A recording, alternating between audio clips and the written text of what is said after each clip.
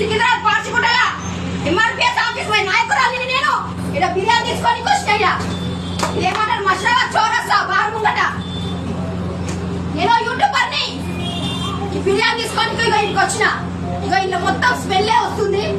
నేను మా పిల్లల కోసం అని తీసుకున్న బిర్యానీ మొత్తం స్మెల్లే ఉంది. ఇది ఇవాళ నా పిల్లలు ఈ బిర్యానీ తింటుంటే ఏమైతుందా నా పిల్లలకి?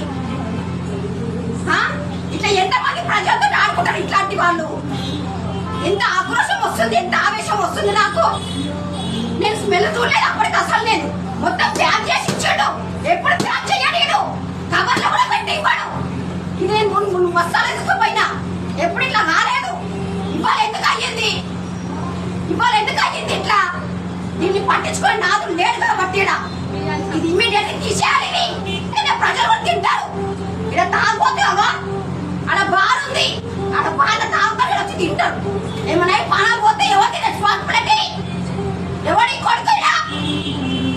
కంపెనీ కష్టాన్ని దీని మీద యాక్షన్ తీసుకోవాలి. ఇక్కడ ఉన్న పోలీస్ వ్యవస్థ యాక్షన్ తీసుకోవాలి. కష్టంగా రావాలి ఇమ్మీడియట్లీ పోలీసు వాళ్ళకి. ఇది ముంచాలి. దీనికి సమాధానం చెప్పి తీరాలి.